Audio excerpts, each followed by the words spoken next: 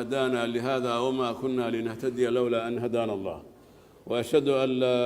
إله إلا الله وحده لا شريك له الرحمة المهداة والنعمة المسداة والسراج المنير صلى الله عليه وعلى آله وصحبه ومن تبعهم بإحسان إلى يوم الدين. أيها المسلمون اتقوا الله تعالى وأطيعوه ولا ليال وحي خطبة أنه كساب سنايد دولة إنه واجبتها إن له دولة نمو iyo waxyaabaha la yiraahdo dawladnimo waxay tahay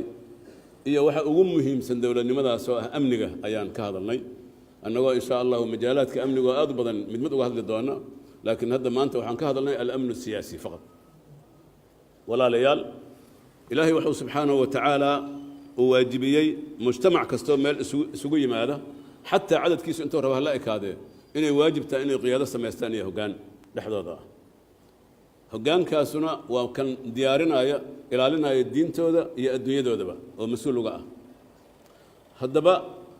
waxaa waajib ah oo ilaahay waajibiyey hoggaankaas haddana in laga amar qaato oo la daba socdo oo la ixtiraamo oo wixii loo doortay inuu fuliyo gacan lagu siiyo buuxda waa waajib ilaahay wuxuu quraankiisa ku leeyahay yaa ayuha aladiina aamanuu adiicu allaha wa adiicu rasuula wa ulil amri minkum mu'miniinay adeeca rabbiga idan abuura adeeca oo ka dambeeya rasuulkii la idin soo dirana amarkiisa qaata madaxdiinana ka dambeeya oo amarkooda qaata allah waa la yaqaana oo baahna in aad looga sii hadlo rasuulkuna waa la yaqaana yaa laga wada madaxdiina yaa laga wada abdullah ibn abbas oo ayada fasiray iyo ibn mas'ud iyo rag waxay yiraahdeen waxa laga wada al umaraa'u wal ulama waxa weeyaan madaxda siyaasadda hogaamiso umarada la yiraahdo oo magacaas wata ama ru'aasada ama umarada waslimeeshi iyo al-ulama hawshooduna waa kala qaybsan tahay umaradu maxay qabanayaan hoggaanka siyaasadda iyo maamulka iyo amniga iyo dhaqaalaha iyo shuruucda iyo dalka oo dhan ay maamulayaan ay hogaaminayaan hawshoodu taas way culamaduna maxay tahay hawshoodu waa inay dadka xaq u sheegaan ay diinta ku wacdiyaan oo ay madaxda u nasiixeeyaan oo shariicada ay ilaaliyaan maxay la waa warasatul anbiya anbiyadii bay dhaxleen booska anbiyadu ay taagneed bay joogaan laakiin anbiyada labada ayaa isugu dareedo ayagoo hoggaan siyaasadeedna waa ahaayeen sidii nabi maxamed sallallahu alayhi wasallam hoggaanka diinigana way ahaayeen laakiin markii ummaddu ay dad doorato mas'uuliina ama culimo ha ahaadaan ama culimo la jir ha ahaadaane kuwaas ayaa umaradii noqonaya culimaduna risaaladoodii islaamka asalkay wadanaysaa marka labadooda iskamilaaya marka oo wada jira ama qofa ku wada jiraan sida nabiga sallallahu alayhi wasallam ama ha kala socdaano qololba shaqadooda ha wadatee ayagoo wada jira ayaa la yiraahdaa ulul amri la yiraahdaa ulul amrigu saas oo lagu fasiray haddaba dawladdii marka waxaa cajiib ah culimada dhan waxay kutub maaragtay imaara wuxuu ka mid tahay kutub alcaqiida lagu daraa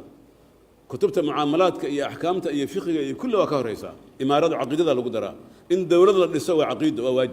waajib wey waa waajib weliba yacni kifaaiya oo dadka oo dhan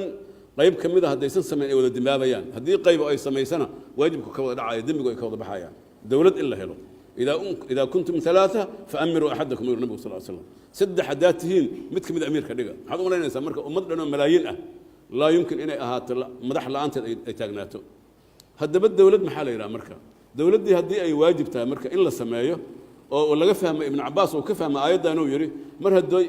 مرهد دي ألا واجبية إن مدح الله أضيعه إن مدح الله سماينا هذا كل حاجة أبوي إن مدح الله سمايه لفته هديك اللي يلا أضيع يا أبوي عدة لا أضيع يتهدان الله سماين مركب إلا سمايه إذن waxaa waajib ku ah ummadda inay mu'assasaad dastuuriya ay samaysato oo loo soo maro madaxda laana wadada madaxda loo maraa waa inay dastuuri ahaataa si ay sharciyad u qaadato sax ah sidee loo marayaa waxaa noo jideeyay islaamka waxaa noo dabaqay oo si practical noogu soo gudbiyay saxaabada nabiga sallallahu alayhi wasallam annaga hadda wadada aan ku dhisanahay oo gudoomiyaheenna baarlamaanka oo mu'assasadaas ugu muhiimsan dalka hogaaminaya oo horteena fadhiyo mu'assasada baarlamaanka waxaa bilaabay عبد الرحمن بن عوف رضي الله عنه وارضاه صحابي يقول انا جليل كهاي ما الغبين كان اها او تمن كان جنده لوgu bishaarey kamid ahay soo bilaabay سيد ابو بكر waad ogtihiin waxa lagu doortay ishaaro oo nabigu bixiyay sallallahu alayhi wasallam laakiin amar ma ahayn maxay la markuu dhimanayay buu yiri hadushiya muslimiinta Abu Bakar waliba Aisha waxay tiri ya rasuul Allah waa iska qalbi jiracsan yahay Umar ma tiraadi markaasuu inta zajriyay oo canaantay buu yiri hadushiya Abu Bakar saxaabada umada aba Allah wa rasuuluhu illa Abu Bakar ilaahay rasuulkiisu waa diideen Abu Bakar ma ahine markaasay aamustay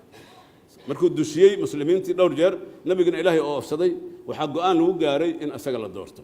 markii xoogoo la qabsadana سيد عمر كلا جوي مثلا يري هدي نبي محمد أو دينتين إنه جو آمني عليه الصلاة والسلام دينتين هدوكو آمني إن الدويدين وكو آمنون رجعنا ما ضغنا ما ويوري دين وأولي بنا الدويدين مركز الله عمصي بيعدل على القلم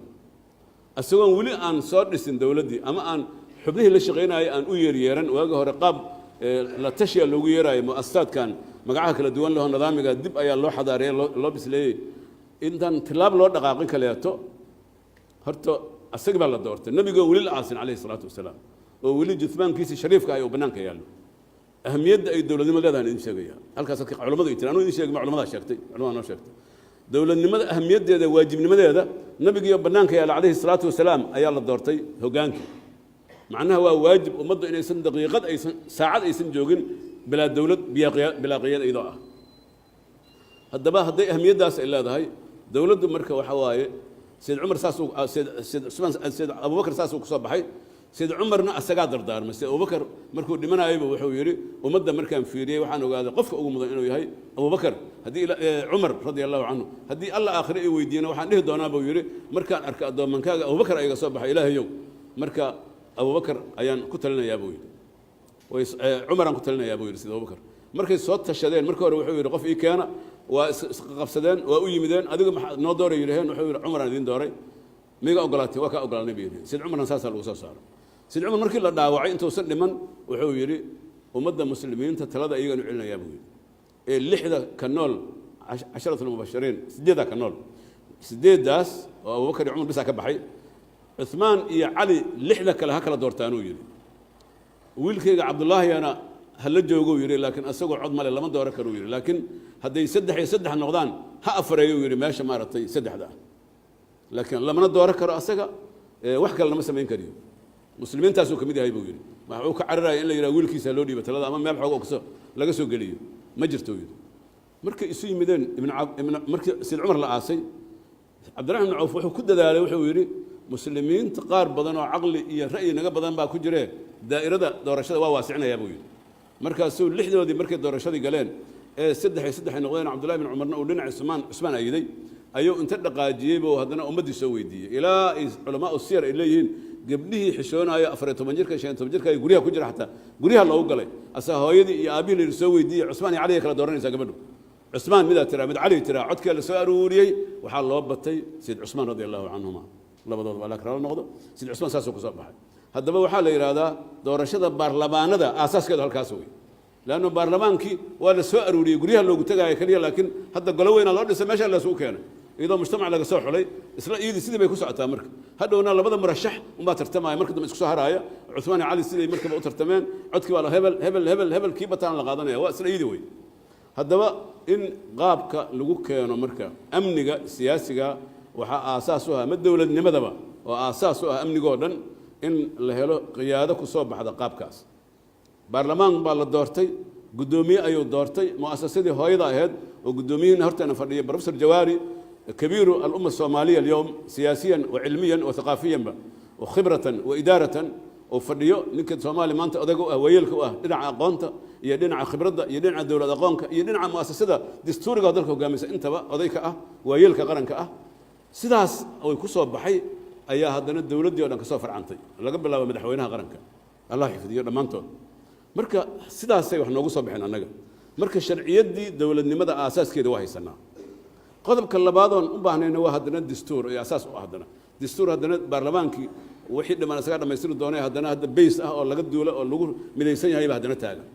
تنسد حالنا وحواي وأساس دولة لماذا وحواي إن له هلو مارتي أود أيضا ذلك إلى لسه وإلهي سبحانه وتعالى واجب يمد إلى يالته تاسنا واجب واي محايل هدادا قوة لهين ما بيجر تدبا وإن قوة على هذا هاي قوة سنة وحي سوي جرتها إذا مد عيدا يمد قرصور محايل يسكو حرين لبضاسو مركلا كان لدونا قرصور كي عيدا مضى قوة أفرادنا وحواي شعب كأما ضدك اللي مثلها يقول ربع إنه قرب استعجان نفط هذا مالك هذا قرب استعجان دولة لماذا أفر تأسات دولة وأساسها مؤسسات كل الدول الدولة ده أو كل الدول إيه شعب كإسكال الدولة ده يقيادة السريع وهو جانك ومدحونه قوية هاي هذا يصير هسه مركب ولا ليال أنك دلك أن الصومالي ده إيه بربري إيه دور اللي بعثنا الدولة لماذا يكمل قنعيد لأن خبيره أمريكا وحول الدولة والفيديو كان لكن أمد لما بابي يكروا gaar ahaan hadday tahay ummadaas ummad mabaadi iyo dhaqan wanaagsan leh annaga 20 iyo dhowr sanaan dawlad daciifa ama dawlad la'aan aan ahayn waxaan dawlad wax dhaamin dawlad la'aan ah 15 sano bila dawlad aan baahay kaamil ah min 90 ila maarta 2010 sano 10 sano waa soo kufkufeena 17 sano ugu dambeysay markaan ugu rajo roonay waxay ahaday 8 sano ugu dambeysay hadda waxoogo yar maartay wax dhaqaaqeen marka dambeysana waa ka sii fiicnaanayna dawladdaas marka walaalayaal afar shay ayaa taxadiyaad ah oo culayse ku ah oo ka hor yimaado laga ilaaliyaa waa inta aan sheegno cagsigeeda waaye midda koobaad waxa waaye in khilaaf laga ilaaliyaa la rabaa khilaaf hadduu soo dhex galo aasaaskii dowladnimada khatar bay gelaysaa ilaahayna qur-aankiisa wuxuu nagu leeyahay walaa tanaasacuu fatafshaluu watadhaba riixukum ha iska hor imaanina nisaac ha samaynina khilaaf siyaasi iska ilaaliya oo awooddiinu markaas ay baaba'do waxaa nagu dhacoon la burburna sagaashameeyadana khilaafkaas u ahaa taas waa la iska ilaaliyaa khilaafkaas waxyaabaha keena waxaa ka mid a inuu qofku dantiisa iyo midda caamka tiisa uu hormariyo ama middu shakhsi ha u ahaato ama xisbi ha u ahaato ama gruub ha ahaato gruub ama shakhsi in maslaxadda ummadda amnigeeda istiqraarkeeda siyaasiga ah wadajirkeeda in yani lagu dhaawaco xaaraan qadcana wey annagoo culimo ahaan meesha aan ka leenahay talada ulul amriga aan ka mid nahay waa inaan caddayno diin ahaan arrintaas inaysan bannaanayn maxaa noogu daliila ra'yigeenna ma ahan nabi maxamed sala allahu alayh wasalam wuxuu leeyahay xadiis saxiixa oo fii saxiix albukhaari ku jira fii kitaabi alaxkaam oo warinaya abu hurayra radia allahu canhu wuxuu leeyahay halaaatun laa yukallimuhum allahu walaa yanduru ilayhim yowma alqiyaamati walaa yuzakiihim walahum cadaabun aliim saddex wuxuu leeyahay ilaahay subxana wa tacala ma dahiro xaggoodana ma fiiriya maalinta qiyaamada cadaab daran bayna leeyihiin rajulun calaa fadli maa'in fi dariiqi fayamnac ibna sabiili walmusaafir nin jidka ku haysta wadda uu ag degan yahay biyo ayuu ku haystaa asaga baahidiisa ka badan ninka jidka maraayo socotadaana uma ogola inuu siiyo nin dhimanaya soo ag maraayo dhibac biyaa u dhimanayo wuxuu leeyahay ma ku siinaayo markaasuu u diidaya ilaahay ma fiiriyo mana u naxariisto mana dahiro jannadiisna ma gelayo yowma alqiyaama cadaab daran buuna leeyahay sida nabigu noo sheegay sal allahu alayh wasalam walxadiid fi saxiix albukhaari ku jira xadiidkuna wuxuu yihi rajulun baayaca imaaman lam yubaayichu ila lidunyaahu fain wafaa lahu fadalika wain lam yafi lahu lam yudichu nin madaxa la ballamay kulana ballama dantiisa kaliya wuxuu asagu rabo ama asaga ama kooxdiisa haddii uu ka helana wuxuu yidhi waa u fulinaya ballantii hadduu ka waayana waa la dagaalamayaa buu yidhi fiirso waa laga dagaalamayaa buu yidhi hadduu dantiisa ka waayo shakhsiga aheed ama midda gruubkiisa aheeday waa la dagaalamayaa maqaasidda ummadda iyo danaha ummadda ee caamka ah iyo dowladnimada danteeda ma fiirinayo danka male tiisaa uga muhiimsan kaasna ilaahay uma naxariisto mana dahiro yowma alqiyaama mana fiiriyo cadaab daran buuna leeyahay ilahay waa cadaaba subxana wa tacaala kan saddexaadna wuxuu yidhi waa rajulun baayaca rajulan bacda alcasri bisilcatin nin badeeco bacda alcasri qof kula baayactama inuu ka gado markaasuu wuxuu ugu dhaartay buu yidhi beyci uu ka soo bixiyey beycaan ahayn inuu beycaas ugu fadhiyo markaasuu inta rumeeyey buu ka gatay buu yidhi kaasna ilaahay uma naxariisto mana dahiro xaggiisa ma fiiriyo maalinta qiyaamada cadaab daran buuna leeyahay marka maxalu shaahidkeennu waxa waaye in danaha caamka ah maanta dalkeennu wuxuu u baahan yahay in qiyaadada iyo hoggaanka dalka ee madaxweynaha iyo ra'iisul baarlamaanka iyo ra'iisul majlis shura iyo ra'iisul qadaa afarta mu'assase ugu sareysa iyo ra'iisul wasaraa afarta mu'assase ugu waaweyn labada gole haddii mid laga soo qaado gole hal gole la wada geliyo maadaama baarlamaan qaran ay wada yihiin laakiin laba gole kale ah afartaas mu'assasa ugu waaweyn waa madaxweynaha ra'iisul baarlamaanka iyo ra'iisul shuraha iyo ra'iisul xukuumaha iyo ra'iisul qadaaga haddii aan mu'assasaadkaas ayaga ah aan la garab istaagin ee la zaczaca lagu sameeyo ee la dacaayadeeyo ee la propagando ee mooshino laga keeno ayadoo dalkii amnigiisa oo maqan yahay oo istiqraarkiisii maqan yahay oo siyaadadiisii qarannimadiisa ay khatar ku jirto oo dibadda laga faragelinaayo oo kuwa kugu hareeraysan waxay rabaan ka samaynayaan oo uu maqan yahay noloshii ay maqan tahay tanmiya aysan jirin midnimada ay maqan tahay haddii dan shakhsi ah ama dan guruub ama dan xisbi loo zaczaca loogu sameeyo loo karbaasho mu'asasaadka dowladda dembi weyn oo la gelaayo waayo dembi xaaraana waayo xadiidkaas ayaa daliil cad u ah liannahu wax ummadeed haddaad wadid waxa ummadda waxaa waaye inaad mu'asasada iyo mu'asasaadka aad xoojisid waayo inaad dhaawacdid ma ahan waxyaabaha annaga aan xataa 10kii sane ugu dambaysan dowladnimada xoogaa aan yegleelaynay dhulkana dhiga waa maxay maqaasidii dalka uu lahay waxaa looga mashquulaa danahaas gaarka ah guruub iyo guruub shaksi raacdeenaayo madaxweyne ra'iisul wasaarihiisa la dagaalamaayo wayna soo martay oo bixinaayo xildhibaanadii ku dhex meeraysanaya si u saari lahay meesha uga saari lahay ra'iisul wasaare madaxweynihiisa isaguna maaragtay laacaya oo isku dayaya isaguna inuu baarlamaanka ku rido maanta oo dhan iska daba wareeg ayna masaalixul umma marka ayna masaalixu beled meel baa la iska dhigay arrintaasna arrin xaaraana wey dib inaan ugu noqonna ma aha waxaana sii wanaaga maanta madaxweyne iyo ra'iisul wasaare iyo baarlamaan laba aqal oo meel u wada jeeda iyo aan inaan haysano iyo garsoor madaxda garsoorka waa fadhidaa meel u wada jeeda oo qaranka inay u wada shaqeeyaan rabay wada tashadaan waxaan ka codsanaynaa madaxda qaranka